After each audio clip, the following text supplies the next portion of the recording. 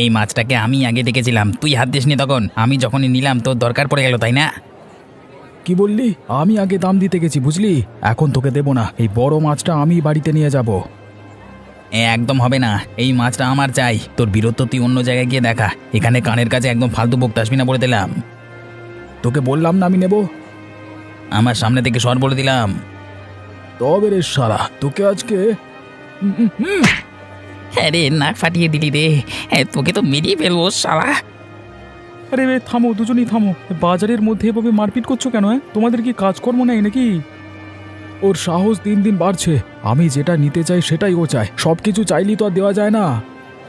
তোর সাহস হয় কিভাবে আমাকে মারবার? গায়ে হাতটা কে আগে দিল, তুই না আমি? আরে একটা মাছের জন্য এই কাণ্ড? আরে সত্যি তোমরা পারো বটে। তোমরা দুজনেই নাও মাছটা, শুধু বাজারের মধ্যে মারপিট করো না। না, আমি একাই নেব ওই মাছ। রতন, তুই যদি ওই মাছটা বিক্রি করিস তাহলে তোকে আমি দেখে নেবো বলে দিলাম। আরে দাদা, তোমাদের জন্য আমার ব্যবসা লাটে উঠবে। তোমরা দুজন বরং এখান থেকে যাও। ঠিক আছে, আজকে চলে যাচ্ছি, কিন্তু পরে একদিন ঠিক আসবো। এর প্রতিশোধ নিয়েই ছাড়বো আমি।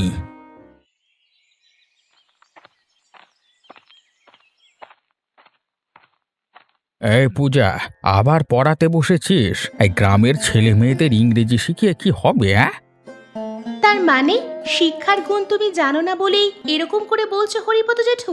ওদের শিক্ষা দিলে ওরা মানুষের মতো মানুষ হবে। আরে ধুর, বেশি পড়াশোনা করলে সব কটা গাধা তৈরি হবে। এত গাধা চড়ানোর জন্য তো একটা লোক চাই নাকি? তোমার মতো মানুষদের জন্যই সমাজ আজও পিছিয়ে আছে। শিক্ষা আর শিক্ষিত মানুষদের তোমরা কোনোদিনই সহ্য করতে পারো না। আমাকে জ্ঞান দিতে আসবি না বলে দিলাম। আমার একদম জ্ঞান সহ্য হয় না। তোদেরকে ভালো কথা বলছি, এখানে এসব শিক্ষার নাটক করা বন্ধ কর। হিংসা ছাড়া তুমি আর কি বা শিখেছো? লোকের কানে শুধু বিষ ঢালতে পারো, তাছাড়া আর কিচ্ছু পারো না। বাবা বাবা, বেশ বড় বড় কথা শিখে গেছিস। তো ঠাকুমার কানে কথাটা তুলতে হচ্ছে তো। আমাকে ভয় দেখাতে আসবে না জেঠু। কি বলবে তুমি আমার ঠাকুমাকে? সে কি বলবো না বলবো সেটা তো আর তোকে বলা যাবে না। তুই যা করছিস কর, আমার দিকে নাক গলানোর প্রয়োজন নেই।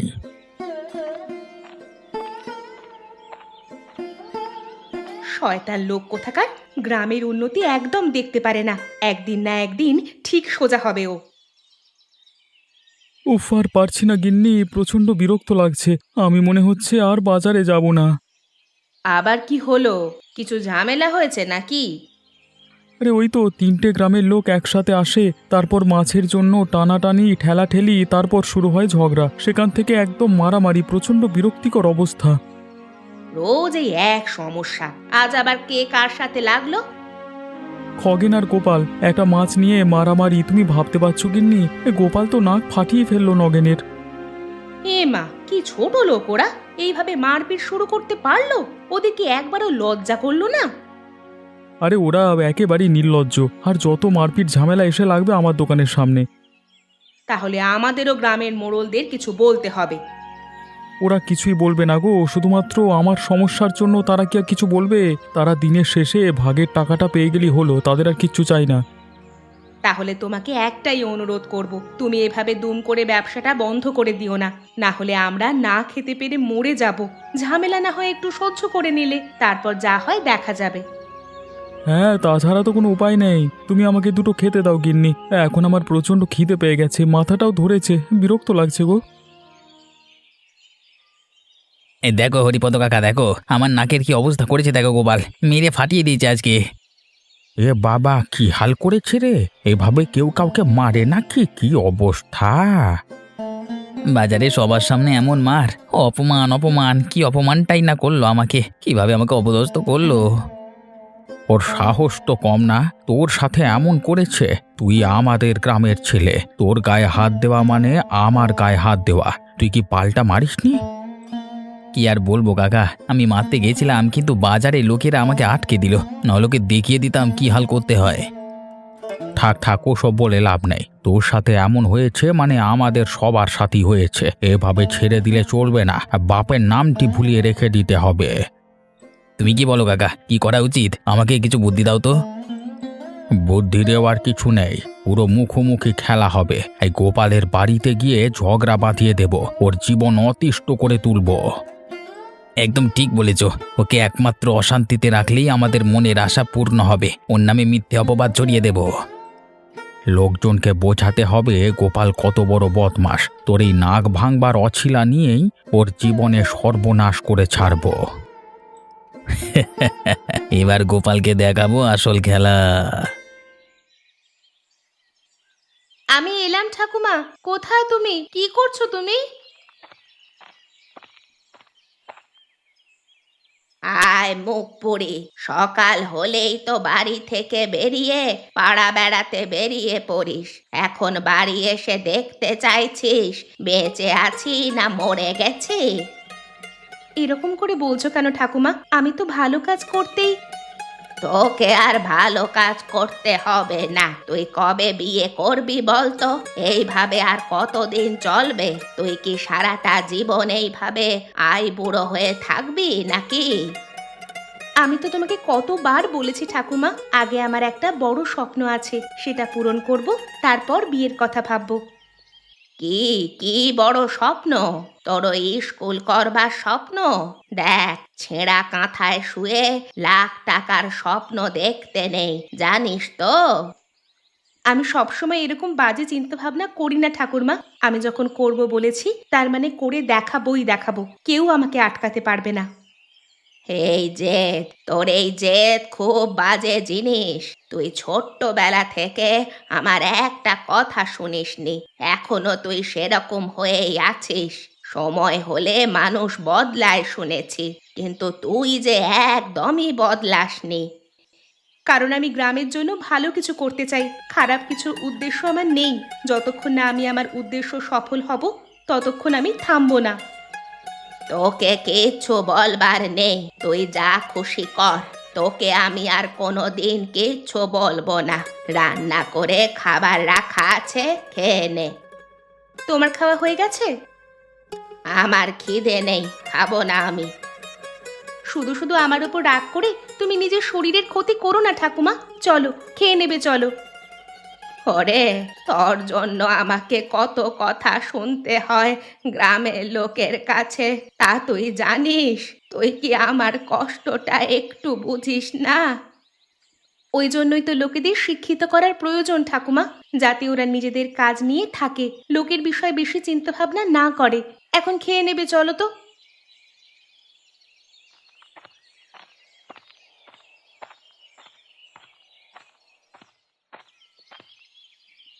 অবিনাশবাবু, আর পারছি না। এই মাছের বাজার নিয়ে প্রতিদিন ঝগড়া মারপিট। আজকে খগেন তো একদম আমার উপর।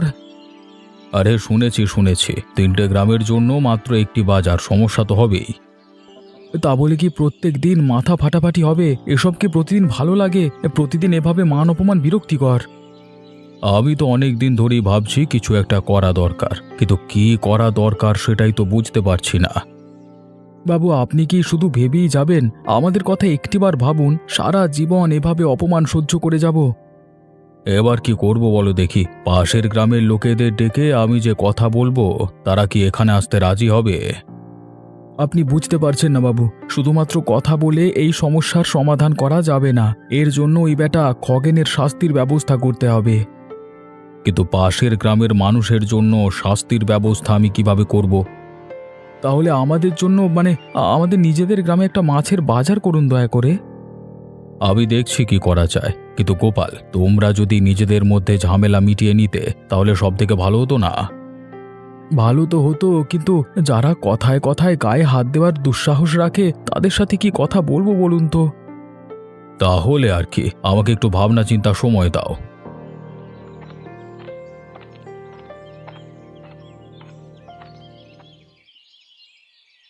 গিন্নি, আমি তাহলে চললাম, আমার ফিরতে দেরি হবে কেমন? এই শোনো, আবার মাছ নিয়ে বের হচ্ছ? আরে হ্যাঁ, তো কি হবে? বাজারে দেরি হলে ভালো মাছ পাবো না। কি হবে মানে? কালকের ঘটনা সব ভুলে গেলে? দরকার হলে একবার পুলিশের কাছে গিয়ে বলে এসো, যদি এরকম ঝামেলা হয় তাহলে। তুমি আমাকে হাসালে গিন্নি। আরে পুলিশেরা আমাদের মতো লোকেদের কথা শোনে না। আমাদের যদি বড় বড় হাত থাকতো তাহলে কিছু একটা করতো ওরা। তাহলে এইবারে যদি আবার ওরা এসে মারপিট করে তাহলে? আমি সিদ্ধান্ত নিয়েছি আমি আর ওসব লোকেদের মাছ বিক্রি করব না, একদম তাড়িয়ে দেব। আমার দোকানের সামনে থেকে একদম খেদিয়ে দেবো আর কি। সেটাই করবে, তাহলে এই ব্যাটারা জব্দ হবে। না গো গিন্নি, এখানে দাঁড়িয়ে কথা বলে লাভ নেই, অনেক খদ্দের এসে ফিরে চলে যেতে পারে। আমি তবে এলাম, কেমন? আচ্ছা বেশ, সাবধানে যেও। গোপাল, এই গোপাল, বেরিয়ে আয়। আজকে তোকে দেখে নেব। তোর এত সাহস আমাদের গ্রামের লোকেদের সাথে মারপিট করিস?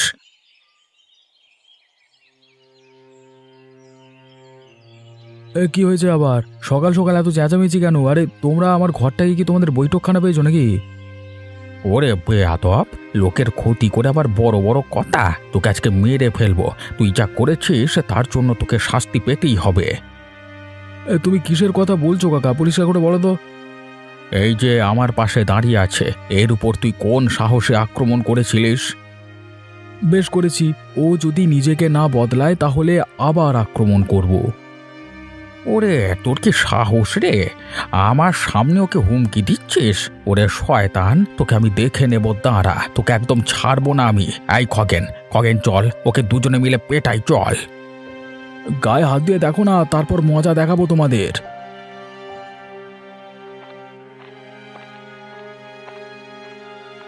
কি হচ্ছে এখানে? চেঁচামেচি কিসের? এই কিছু না, মানে আমরা গোপালের সাথে একটু কথা বলছিলাম আর কি, মানে। হ্যাঁ হ্যাঁ, তেমন কিছু না।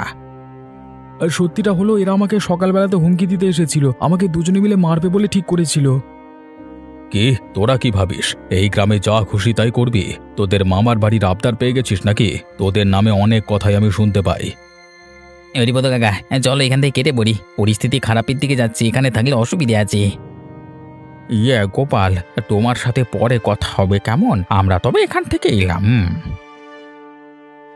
এদের চোখের ভাষা বলে দিচ্ছে কিছু একটা কাণ্ড ঘটাতে চলেছে, সাবধানে থাকতে হবে। কি করা যায় বলুন তো? এইভাবে সকাল থেকে এসে যদি ঘরে ঝামেলা করতে থাকে তাহলে তো খুব মুশকিল। আজকে আপনি এসে গেলেন, তাই না হলে এরা যে কি করতো। আগে দেখে নি এরা ঠিক কি করতে চাইছে, তারপর তার ব্যবস্থা নেওয়া যাবে। এই দেখো, অক্ষরগুলো ভালো করে পড়তে হবে। একবার পড়লেই হবে না কিন্তু, বারবার পড়তে হবে। যতবার অনুশীলন করবে তত ভালোভাবে মনে রাখতে পারবে। আরে রতন কাকা যে, বাজার থেকে ফিরছো বুঝি?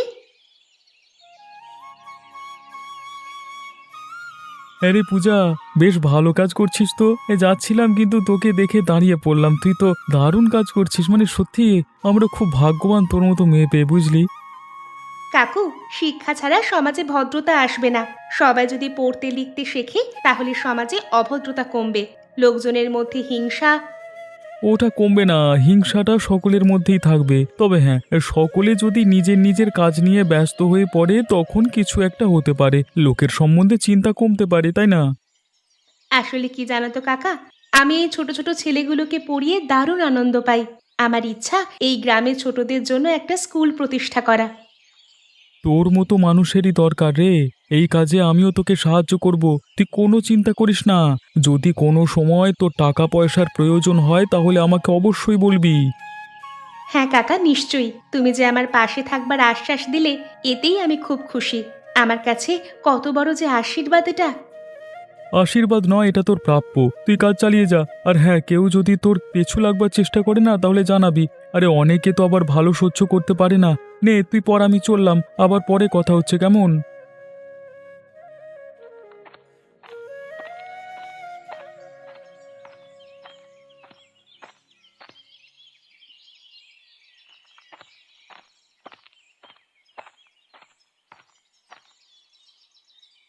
আরে এসো এসো বুড়িমা, তোমার সাথে একটা জরুরি কথা আছে, তোমাকে একটা কাজ করতে হবে। আপনি তলব করেছেন শুনেই আমি চলে এলাম। হ্যাঁ বাবু, বলুন কি কাজ? আমাদের 3 গ্রামের একটি মাত্র মাছের বাজারে তুমি ঝামেলার কথা শুনেছ কি? হ্যাঁ বাবু, শুনেছি বই কি। ওইখানে তো হামেশাই ঝামেলা লেগে থাকে। তাই তো বলছি একটা সমাধান খুঁজতে হবে। আসলে আমি ভাবছিলাম যদি একটা সমাধান করা যেত তাহলে ভালো হতো। কি সমাধান? মানে আমি কি সেখানে কোনো রকম সাহায্য করতে পারি? হ্যাঁ পারো। আমি ভাবছিলাম তুমি যদি এই গ্রামে মাছ বিক্রি করো তাহলে তো এই গ্রামের লোকেদের আর কোথাও যেতে হয় না। আমি মাছ বিক্রি করব এই বয়সে? আমার পক্ষে কি তা সম্ভব বাবু? দেখো বুড়িমা, তোমার মতো অভিজ্ঞ লোকই এই কাজটা ভালোভাবে সামলাতে পারবে। মাছ ধরতে তোমাকে যেতে হবে না, রতন প্রতিদিন তোমাকে মাছ দিয়ে যাবে। সেই ব্যবস্থা আমি করে নেব না হয় তো, এতে তোমার কিছুটা আর্থিক সাহায্য হবে। সেরকম যদি হয় তাহলে ঠিক আছে, আমার অসুবিধা নেই, আমি এই দায়িত্ব নিলাম। যাক, তুমি আমার দুশ্চিন্তা কমালে, আমি অনেকটা শান্তি পেলাম মানসিকভাবে। তাহলে কালকে থেকেই শুরু করে দিও, কেমন?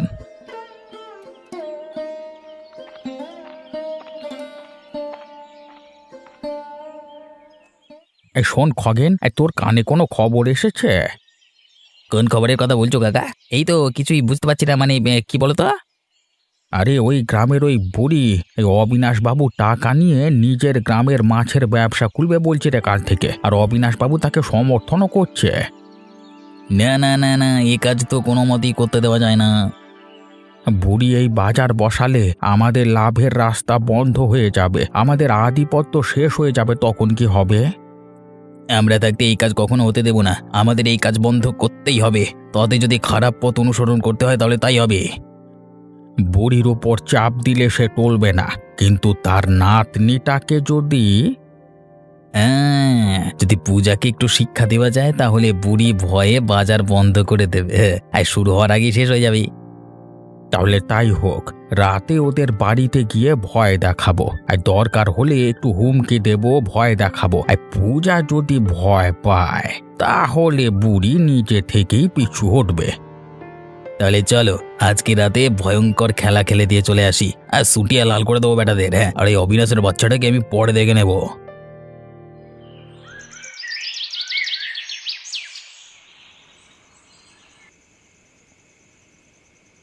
ঠাকুমা, আজকের মাছটা কিন্তু বেশ ভালো হয়েছে। রতন কাকা এত টাটকা মাছটা আমাদের বিনা পয়সায় দেবে এ যে আমি কল্পনা করতেও পারিনি। যাক, এখন বুঝি যে তুই ভালো কাজই করছিস, অন্তত কিছু লোক আমাদেরকে বুঝছে। মাগো মাগো মা, একটু ভাত দেবে? সারাদিন পেটে কিছু পড়েনি, দয়া করো, প্রচণ্ড খিদে লেগেছে। এত রাতে এখানে আবার কে এলো? মনে তো হচ্ছে ভিক্ষা করতে এসেছে। ক্ষুধায় কষ্ট পাচ্ছি, একটু খাবার দাও না মা। ঠিক আছে, আমি দেখে আসছি।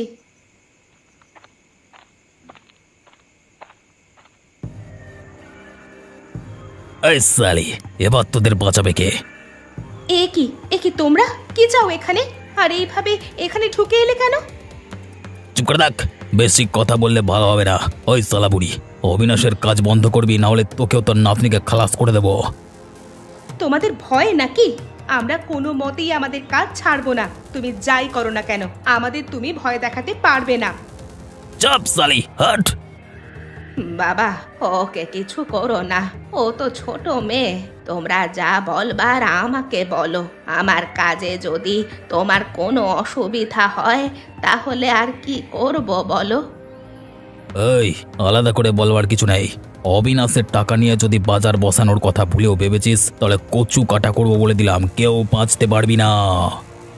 ভয় দেখিয়ে তুমি কিছুই করতে পারবে না। আমরা আমাদের কাজ বন্ধ কোনো মতেই করব না। এই বুড়ি, তোর নাতনিকে সামলা, না হলে। তুই তুই চুপ কর পূজা মা, ওদের সাথে তর্ক বিতর্ক করিস না। জুতিয়া লাল করে দেবো পূজা, তুই জানিস না আমরা কতটা ভয়ঙ্কর। একবার তোর 12টা বাজিয়ে দিলে তখন আর কিছুই করবার উপায় থাকবে না, ঠিক আছে?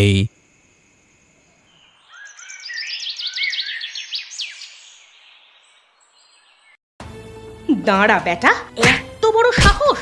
একটা মেয়ে মানুষকে হুমকি দিবি? আজ তোদের ঠিক করে দেব, কিভাবে মেয়েদেরকে সম্মান দিতে হয় সেটা তোদেরকে শেখাবো। আরে দিদি, আমরা ভুল করে ফেলেছি, মাফ করে দাও দিদি, আর জীবনে কোনোদিন করবো না। এই হরিপদ কাকা দিব্যি বলছি। ওরে বাপ রে বাপ, মারে ছেড়ে দে রে, আমি আর জীবনে করবো না রে। ছাড়বো? হ্যাঁ, পূজাকে মারতে গেছিলিস আর ভাবছিস আমরা ছাড়বো? আরে তারাও, তোমাদের হয়েছে কি চাঁদু? এই তো সবে শুরু, এখনো খেলা বাকি, বুঝলে তো? শোনো, এই দুই বজ্জাত রাতের আধারে পূজাকে ভয় দেখিয়ে মেরেছে। এদেরকে ছেড়ে দিলে এরা আজকে এদের সাথে এমন ব্যবহার করেছে, কালকে তোমাদের ঘরের মা বউদের সাথে করবে। ওরে রতন, দাঁড়িয়ে থাকিস না, মার শালাদের। ওরে বাবারে, ছেড়ে দাও না, আমি আর কোনোদিন করবো না, কারোর ক্ষতি করবো না। বেটারা এবার ক্ষমা চা, মাপ চা, না হলে এখানেই ফেলে রাখবো তোদের, বলে দিলাম। এই পূজা, আমরা ভুল করেছি, মাফ করে দে। সত্যি খুব খারাপ করেছি রে, আর কখনো এমন করবো না। বেশি নাটক করিস না, এই গ্রামের লোক তোদের মুখ আর দেখতে চায় না। তোরা এই মুহূর্তে গ্রাম থেকে চলে যা বলে দিলাম, না হলে আরও মার তোদের কপালে আছে। তাহলে অবশেষে পাপ বিদেয় হলো। হ্যাঁ বাবু, আশা করছি এবারই মাছের বাজারে শান্তি নেমে আসবে। এই কাঠি করবার লোক থাকলো না কিনা, তাই বলছি আর কি, মানে। আর পূজা, তোর কোনো ভয় নেই, আমরা সব সময় তোদের পাশে আছি। আর আমাদের গ্রামের মেয়েদেরকে রক্ষা করবার জন্য মানে আমরা সব সময় সজাগ থাকবো। তুই তোর কাজ চালিয়ে যা, কোনো চিন্তা নেই তোর।